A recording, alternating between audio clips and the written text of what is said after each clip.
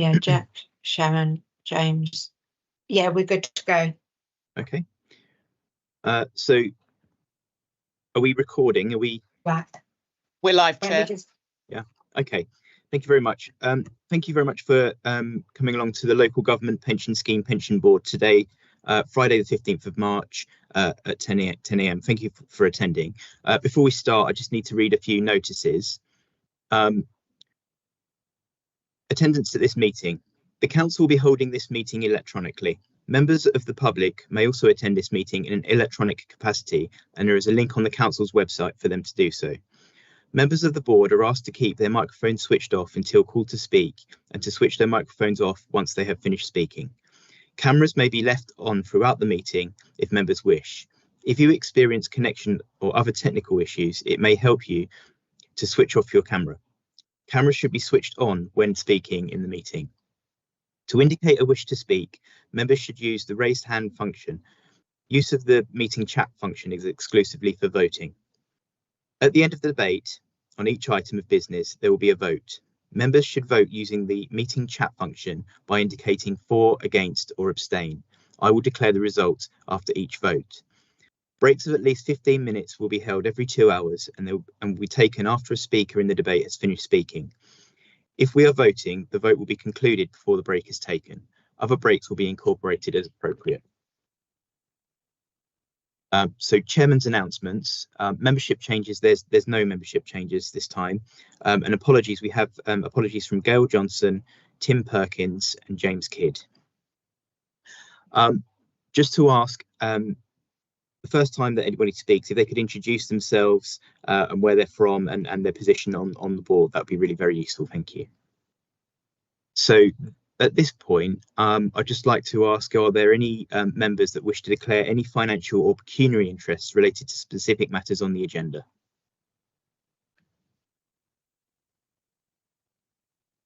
So I don't think there are, but there'll be another opportunity if you want to raise any of those before a particular item, then that would be good too. Thank you. So the first item is the part 1 minutes. And I'm going to ask the board to confirm the minutes of the meeting held on the 8th of December 2023 as a correct record. Please could you vote in the chat?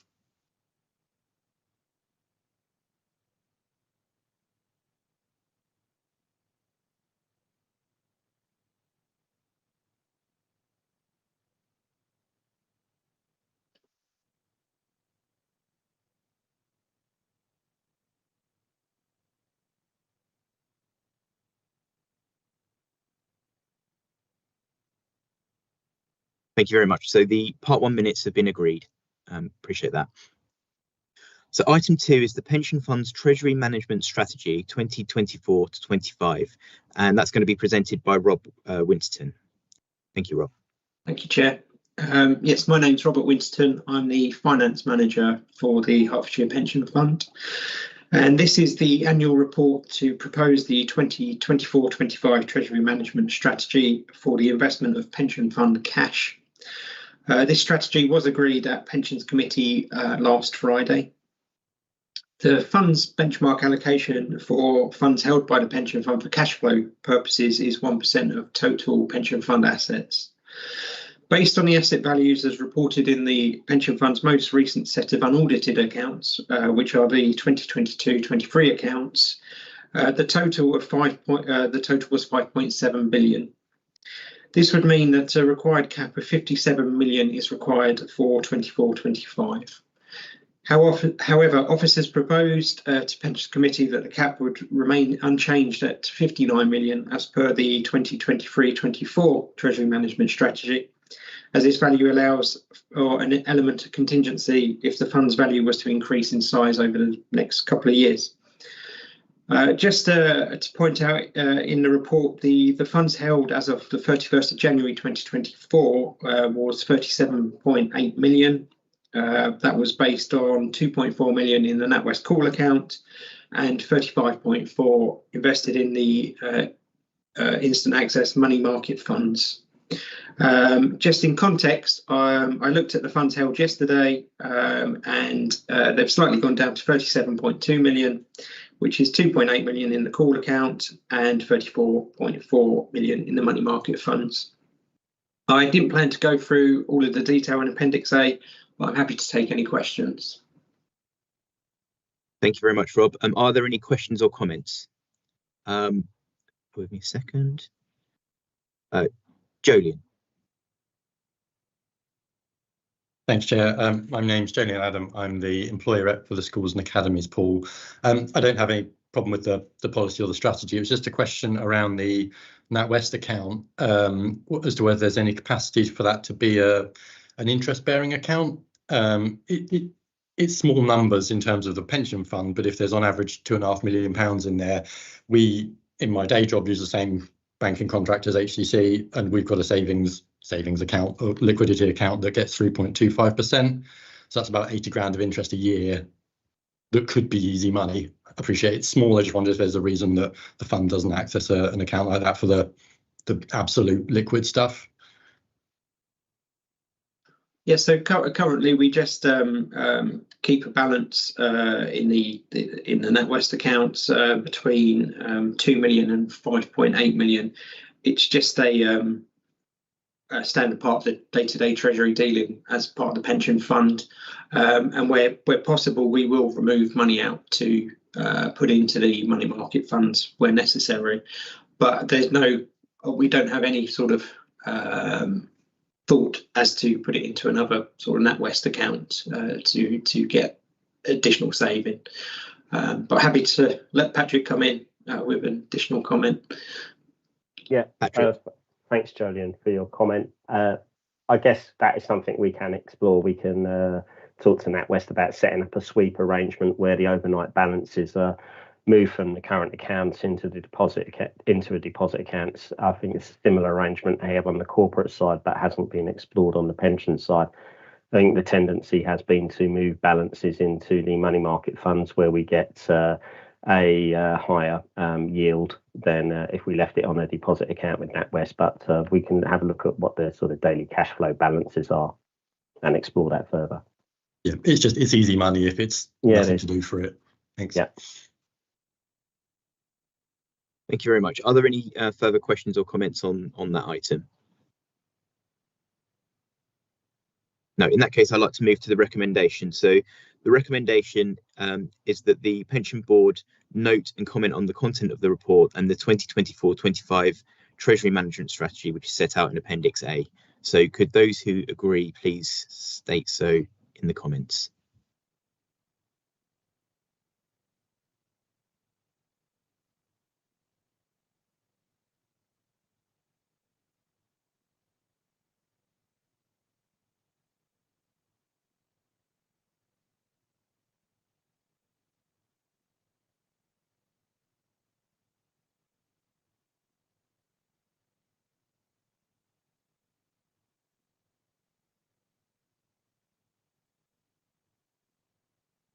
Thank you. That's all noted. So we're going to move to the next item, and the next item is the Hertfordshire LGPS Q3 LPPA performance report, and I think that's going to be presented by is that Rob again?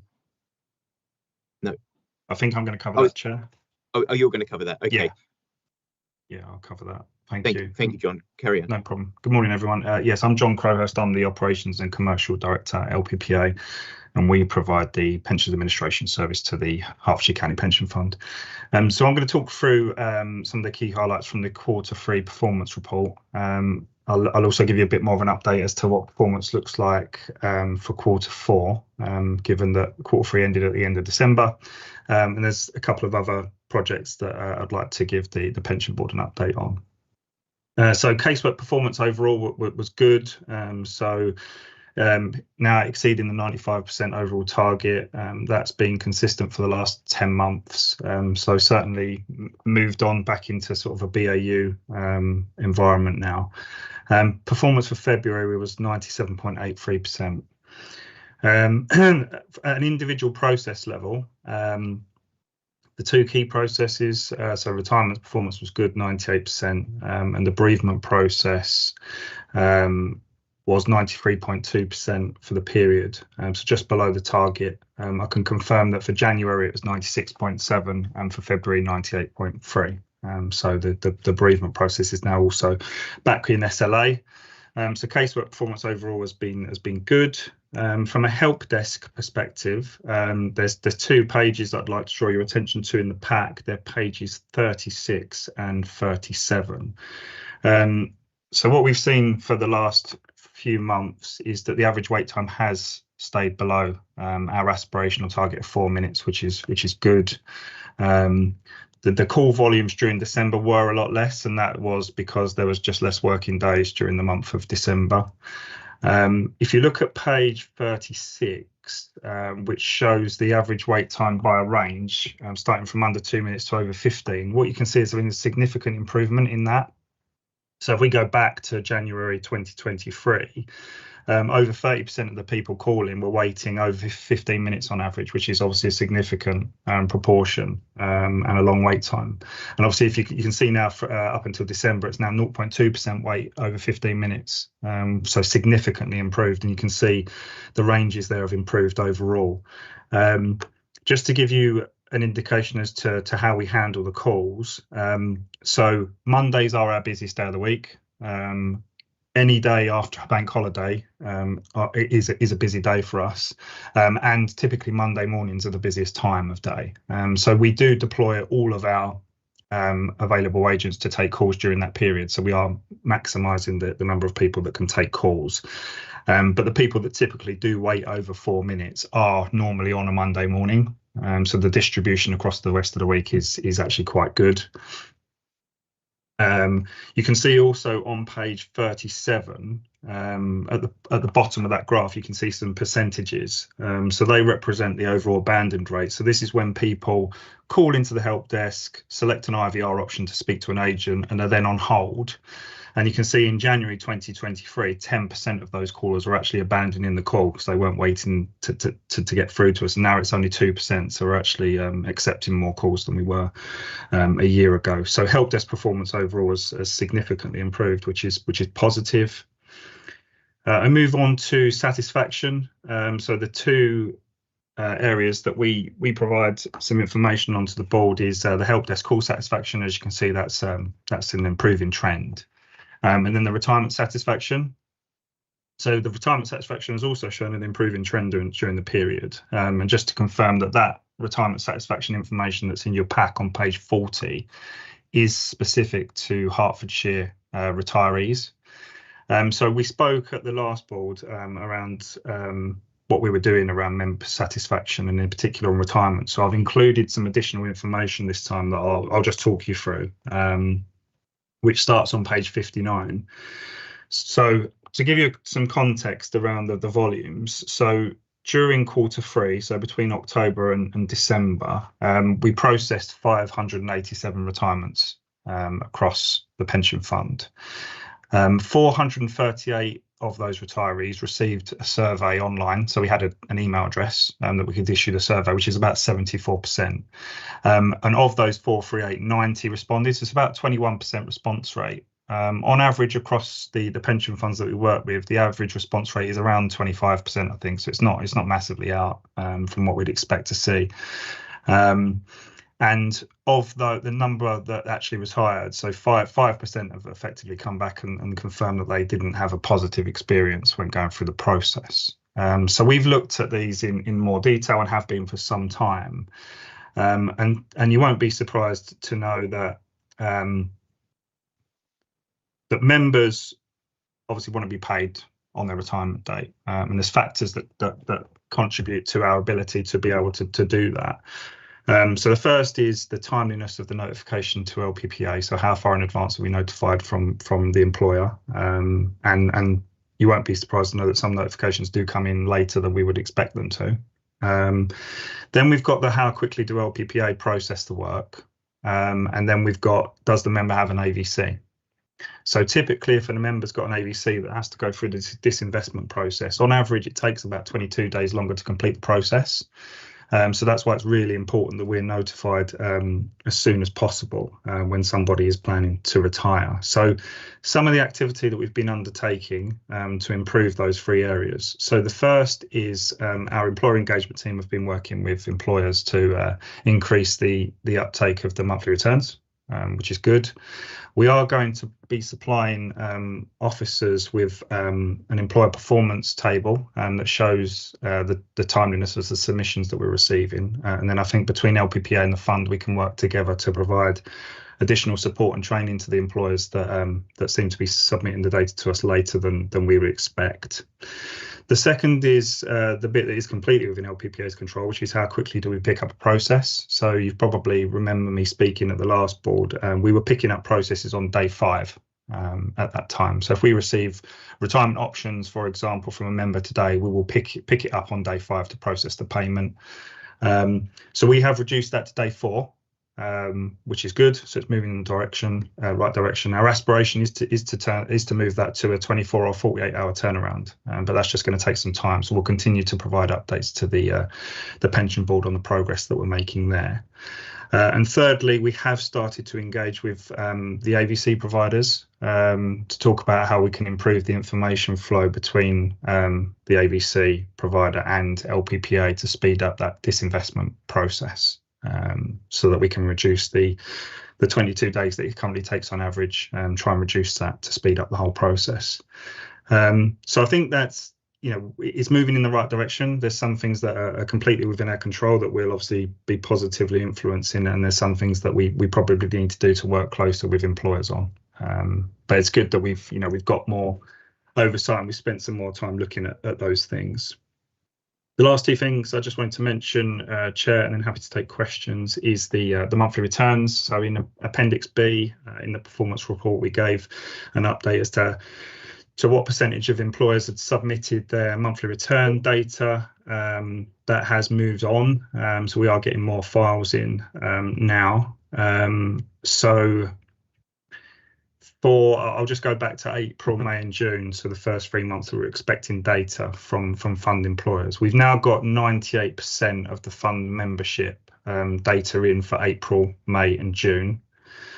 We've got 97% in July, 96% in August, and then it drops to 88% from September and stays around the mid-80s for up until January. So employers are using the monthly return facility. The data is coming in.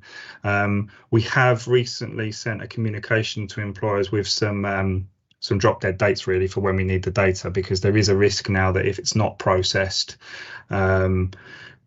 by these deadlines, that the annual benefit statements are at risk. I know we're only in March and the statements are due out in August, but we do need to get that data in because there's lots of processing that happens at our end. But again, we're engaging with the fund and we're working with employers to improve that position. And I'll finally just mention the McLeod project. So you'll recall that for some time now, probably for the last couple of years, we've been engaging with employers to make sure that we hold all of the relevant data to apply the remedy. So we have received confirmation from employers that we hold the correct data, or we have received revised data for 93% of the membership, which is good. But we are going to have to draw a line under this now to progress the project. So employers that haven't confirmed whether or not we hold the correct data have until the end of March to do so. From the end of March, we will be running a process in the system to identify all of the members that are in scope for remedy. If subsequently an employer does send us revised data, we can still retrospectively go back and update it, but it will be a manual process, which we want to avoid. So in April, we'll be able to confirm to the fund how many members we believe are in scope. We will identify the benefit revisions that we need to process in line with the national guidelines around the priority cohorts, and then we'll pull together a specific project plan that outlines how we're going to deliver the remedy before the deadline in 2025. So that project's moving forward now. So I'll pause there, Chair, and happy to take any questions from the board. Yeah, thank you for that, John. I have got a question actually myself. You were just talking about data just now. I'm looking at the charts for TPR data scores and for the scheme specific data, and I noticed that it was sort of around 95%. It sort of dropped to 90, and then it's sort of gradually going back up. Do we think we're going to get it back up to sort of 95, a more sort of normalized level, and will that happen soon? I mean, yes, it may cross over with what you just talked about. Yeah, no, I can answer that. So we have some unprocessed deferred benefit leavers. There was around 3,000. It's 1,800 now. We've got a plan to clear that by the end of July. So this is either information that we know someone's left, we haven't got the information from the employer, or we know someone's left and we've got access to the relevant payroll information to do the pay calcs and to calculate them. So once those are processed, your scheme specific data score will improve quite significantly. Excellent. Okay, thank you. Are there any other questions for John at the moment? Bear with me a second. James. Yes, good morning, James Hurley, substitute member rep. Yeah, my question is on the cloud. Just looking at the risk register, I can see there's a reference that the project is currently red within LPPA, and then there's a sort of reference to system functionality being applied in January. So it's just trying to bring together, or if you could bring together that reference to a red assessment, the work that's going on, and then what is the expectation when members will start to get the underpin actually applied to them? Thanks, James. I think the first question around the RAG status in the risk register is probably more of a question for the funds. Probably Patrick or Rob, probably best to answer that one. In terms of where we are around applying the actual underpin, so the key part to the project and the dependency at the moment, James, has been getting the data from the employers. So I think we're at a stage now where we've got enough to progress with the next stage, which is to identify the number of members that are in scope. So we've got until 2025 to apply the remedy. So what we'll do now is we'll put together a specific project plan that says we've got so many number of members in scope, and this is how we're going to deliver applying the underpin before the deadline next year. So we'll basically give a plan on a page to the fund, and obviously happy for that to be shared with the board so you can have visibility around that. So we've already got resource.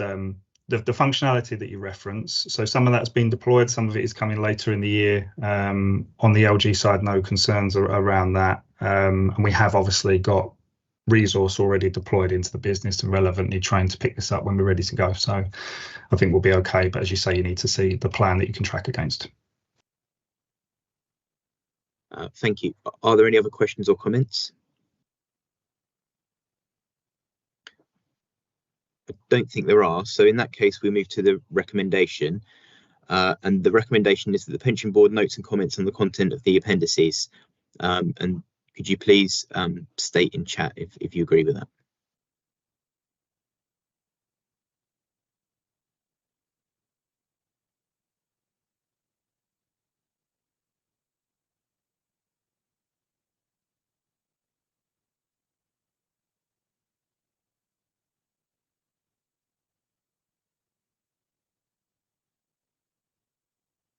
Thank you. So that's noted and agreed. So we'll move to the next item, which is item number 4, and that's the employer risk and governance, and that's going to be presented by Anne. Thanks, Anne. Thank you. Thank you. Good morning, all.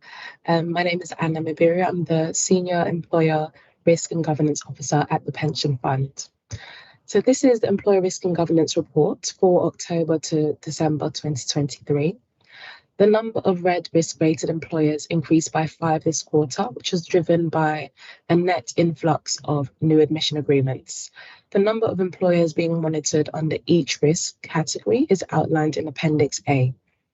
Table 3 outlines the number of employers within each red risk category, which is closely being monitored by fund officers.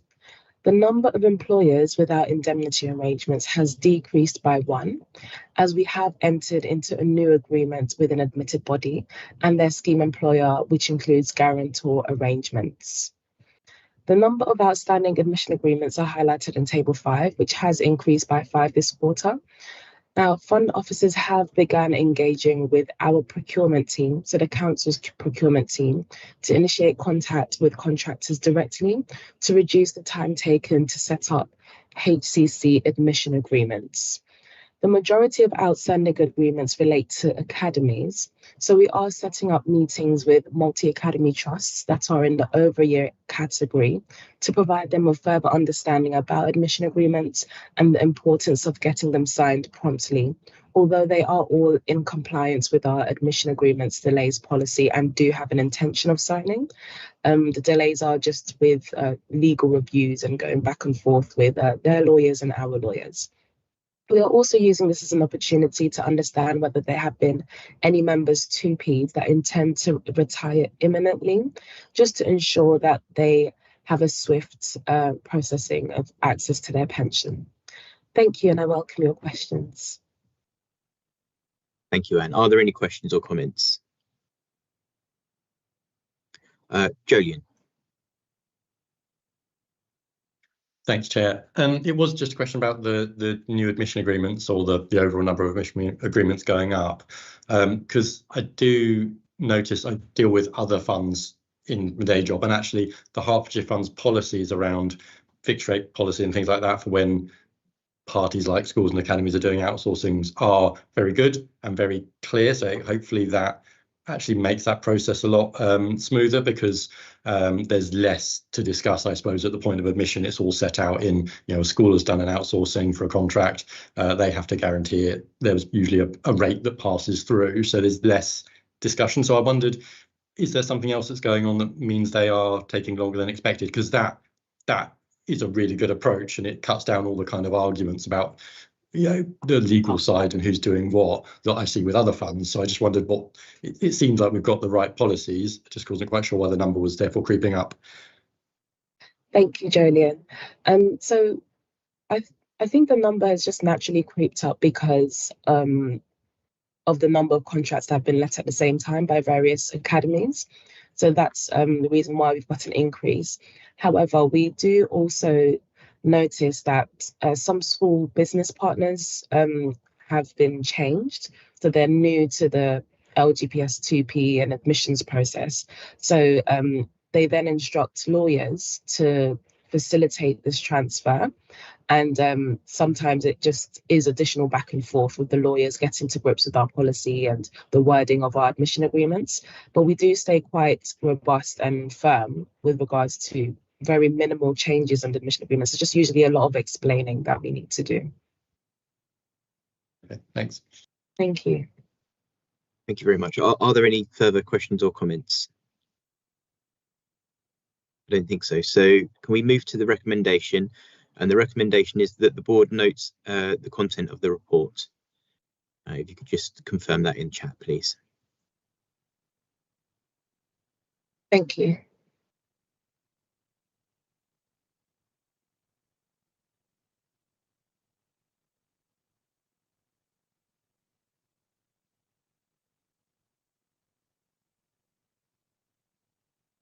That's all been noted. Okay, and it looks like in a bit of a change to the original agenda, I think we're going to move to item 6 next, which is the fund policies review.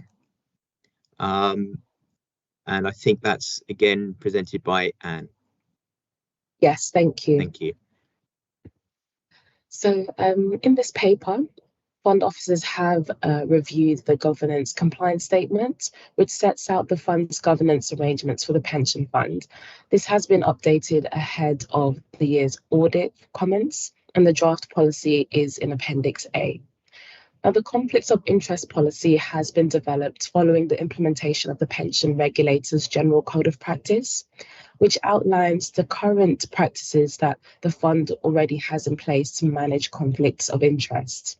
The draft policy is outlined in Appendix B, and this was approved by committee at our last meeting. Thank you, and I welcome your questions. Thank you very much, Anne. Are there any questions or comments on item 6? Don't think so. So we'll move to the recommendation, and the recommendation is that the pension board notes the revised government compliance statement and conflict of interest policy. So please could you put that in the chat? Thank you. Thank you.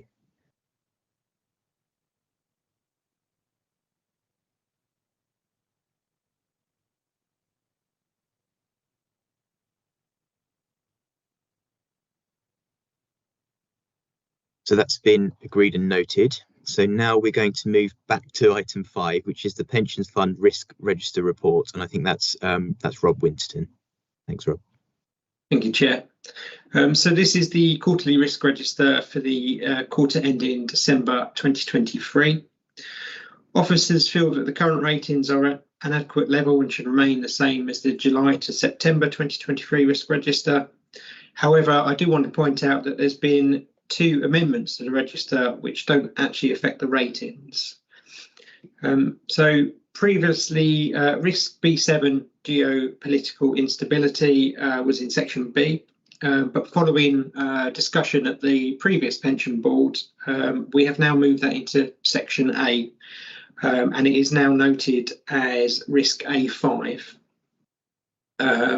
So happy to do that because the risk potentially impact the potential impact from geopolitical instability are potentially going to directly impact asset prices.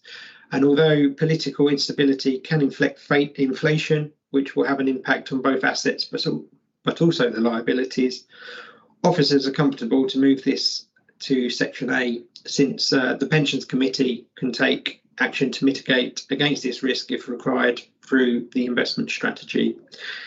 We also referred that to our investment consultants, Mercer, and they were in agreement that happy for that risk to be moved sections. Risk F5, new governance regulations. It's nationally expected that the Pensions Regulators General Code of Practice will come into force from the end of March. Officers have therefore added a further sub-risk of F5.2, which is to adhere to the Pensions Regulators General Code of Practice. The fund has recently signed up to Hyman's General Code of Practice, LGPS compliance checker, which will allow us to assess the fund's current compliance and to identify any gaps from that compliance. That's all I was going to say on the risk register. Happy to take any questions, and happy if James has got a follow-up question on the McLeod risk. Before James does come in, I just want to ask a quick question, Rob. I noticed that the geopolitical instability risk is green. And my understanding is that's because we hold quite low level amounts of holdings to areas where there's instability in the world. Is that right? Can you confirm that that's the case? Yeah, there's minimal investments in that area, and we'll continue to monitor our levels as and when sort of this instability continues. So and I'm sure Sandy will mention it in the performance report later. But yeah, it's being looked into, and yeah, as far as the fund goes, it's a green risk for the fund at the moment. Okay, thank you, Rob. James, would you like to ask your question? Yes, thank you. Yeah, just welcome any comments, just so we can get a sense of, you know, what is a high risk score as read, and you know, is there particular exceptions or Hertfordshire related issues that we're seeing and are needing to mitigate, or is it more a generic situation, and what's our confidence in the plan?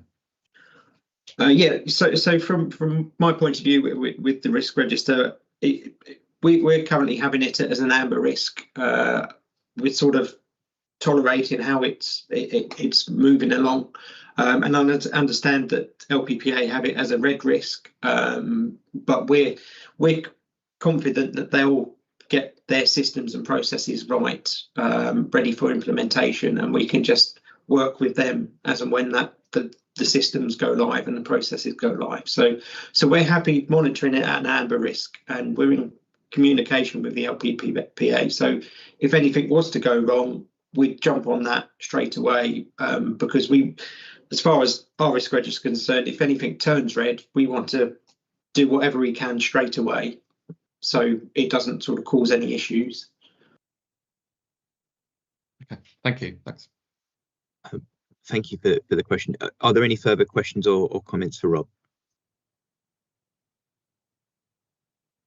No, in that case, we'll go to the recommendation. And the recommendation is that the pension board notes and comments on the contents of this report and the risk register at Appendix A. So please could you confirm in the chat?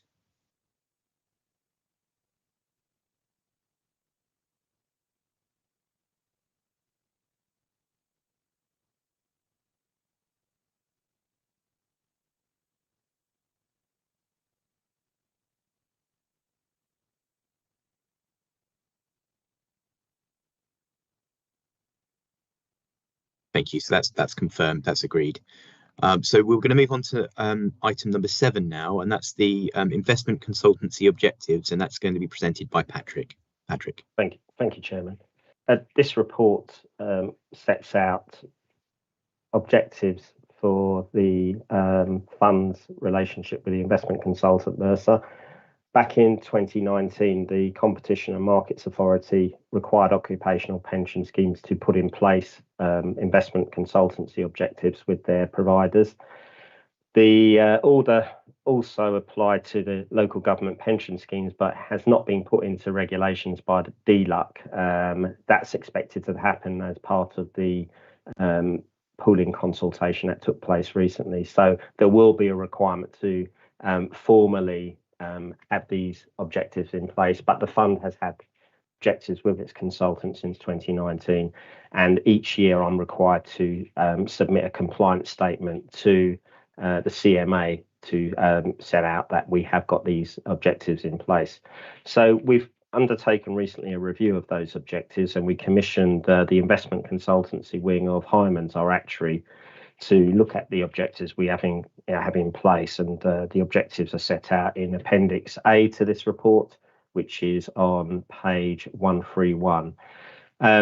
Hyman suggested that in respect of the current objectives, made 1 or 2 slight tweaks to those, but they also suggested that we put in place 4 further objectives with Mercer. They also suggested that we have success criteria to measure how our consultant is performing against those objectives, and you will see that in Appendix A as well. We've discussed this with our consultant Mercer, and they have agreed these new objectives, and the committee last week approved this when they received this report. I'm happy to take any questions, Chairman, on this particular report. Thank you, Patrick. Are there any questions or comments for this item?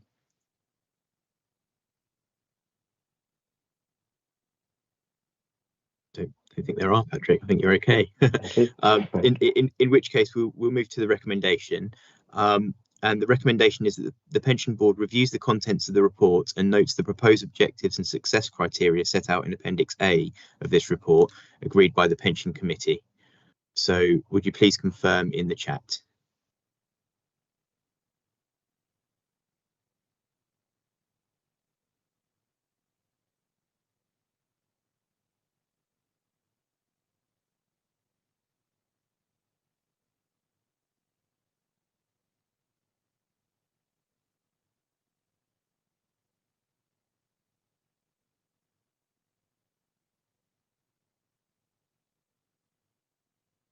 Thank you very much. So that's been noted and agreed.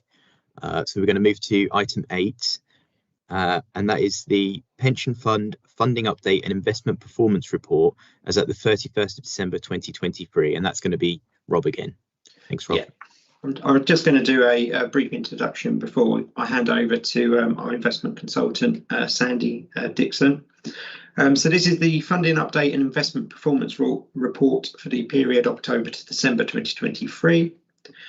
The funding position as of the 31st of December 2023, taken from the actuary's funding risk monitoring tool, shows a funding level of 139%. Just want to point out, as I always do, that this figure is just prepared for the purposes of an illustrative funding position for the pensions board, and it does not meet any regulatory requirements. Also, just to point out that as of the 30th of September, the level was 145, so it's slightly come down. Moving on to the investment side. So the investment performance of the fund for the quarter ending 31st of December was 3.7%, which is good news. However, it did underperform against the fund's benchmark of 4.7%. For 1 year, performance again didn't meet benchmark. It was a figure of 7.1% against a benchmark of 7.7%. However, you can see in the report for 3 years, 5 years and 10 years, performance has always outweighed the benchmark. So I'll now hand over to Sandy just to talk through a bit more detail of Appendix B. Thanks, Chair. Thanks, Rob. Yes, obviously, as Rob has mentioned, funding level pretty strong. So I think just taking a step back, whilst a lot of caveats, I'm sure, from the actuary, the fund is in a pretty good place in terms of funding level. Turning to performance, so I'll give a little bit of market background over Q4, bit of an update now because I'm conscious we're kind of 2.5 months into 2024, before then sort of looking at some of the longer term performance. So over Q4 last year, so 30th of September to 31st of December, markets actually weren't brilliant in the first sort of month, but then I think there was within the market there was a view that inflation was starting to come down, starting to come under control. There was a view that maybe there'd be significant rate cuts in 2024 from both the US Federal Reserve, but then also get it from the ECB, so the European Central Bank, and also here Bank of England. And to be clear, I think they'll probably be fairly coordinated in terms of they'll go and be cutting at similar sort of time. So in the lead up to sort of Christmas, markets perhaps got a little bit carried away with this, pricing a lot of cuts, and that was then beneficial for pretty much all assets. So you saw equity returns being very, very strong over the quarter, which obviously led to quite a strong quarterly performance, but then also fixed interest. So whether it be investment grade credit, so corporate bonds, or indeed UK government debt as well. So that's sort of the background to last year. So pretty much everything over the last quarter was fairly positive. By bringing it forward to the last sort of 2.5 months since the turn of the year, equity markets have actually maintained their strength. Again, still quite narrow leadership in reality, with the Magnificent Seven. So the 7 sort of tech stocks linked to AI have been doing very well. But actually, I think the market probably got a little bit carried away with itself. These cuts, they're now predicting fewer rate cuts from central banks this year, and they're kind of being pushed out at the back of the year. So if you look at markets today, equities are up, but actually index-linked gilts have sort of fallen in value. So rather than bringing that back to the funding level, I think our assets are probably going to be up year to date, and I think our liability values probably fallen a little bit, or at least flat. So I think in terms of the funding level, about 139, I think you'd be there or thereabouts, maybe even ticking up a little bit in terms of the funding level. But again, I'd caveat this is 2.5 months. We've still got a few weeks at the end of the quarter, and anything can happen in that regard. Turning now to sort of the backward-looking performance, and I'll focus maybe on the longer term. Obviously, so the last year in absolute terms over 2023 of 7.1%, pretty strong return overall. Really, most asset classes did quite well. One thing I would flag though is actually sterling strengthened quite a lot over the year. So if you look at sort of local currency returns, every US investor investing in the US, you might be seeing equity returns in the 20%, but with sterling strengthening quite a lot, we invest in quite a lot overseas unhedged. That sort of reduced our returns, but 7.1% in absolute returns, pretty strong. If you look at the 3-year number, that's a slightly more disappointing for the fund at 0.8% in absolute terms. That's sort of a mixture of, so last year 2023 was pretty strong. 2022, when we had sort of the invasion of Ukraine by Russia, onset inflation, the interest rate rises had a really big impact on the fund, and the performance over that year was sort of negative, sort of 10%, so quite significantly down. So that kind of wipes out most of this year's, and then obviously the year before was an okay year. But once you have one bad year, that kind of does impact those returns, and that's sort of one of the reasons why we like to try and minimise that volatility. Because if you fall 10% to get back to where you were at the start, you need to actually get 11% return, just the way the maths works. But as a fund's a very long-term investor, I'd prefer to look at sort of like slightly longer-term numbers. So if you look at the 5-year and 10-year. 5-year return of 5.5% is pretty decent, especially considering what's gone on over the last 5 years, and then 10 years at 6.4%. You then bring that back to the discount rate and the valuation. They're actually saying for the 139% funding level, the discount rate is 5.7% per annum. So if you look over the long-term numbers, 5.5% over 5 years is pretty much there. 10 years, obviously, in excess of that. Within the actuary's report, for a 100% funding level, the discount rate would be 3.8%. So again, the long-term returns are sort of well in excess of that. So I think that gives us, whilst the future past is no guide to the future, I'd have to add that caveat. I think it's a pretty good position, the fund overall. I'll stop there. More than happy to answer any questions either now or in part B on any detail within the report, but I'll stop there for questions. Thank you both. So are there any questions or comments for part one, bearing in mind we are going to move into more detail in part two in a while? So are there any questions at this stage? Okay, I haven't got any hands going up just yet. It might be that you get some questions a bit later, Sandy. Okay, so let me just move to the recommendation then. The recommendation is that the pension board note the funding and investment performance reports. If you could please confirm that in the chat.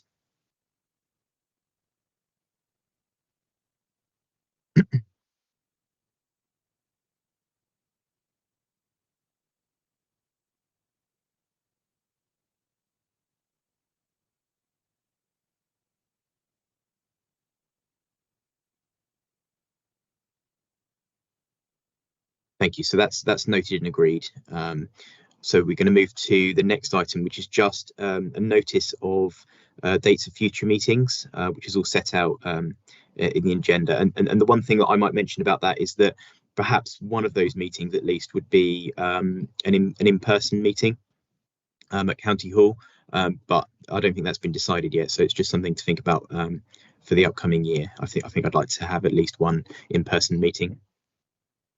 So I think we don't need to take a vote on that.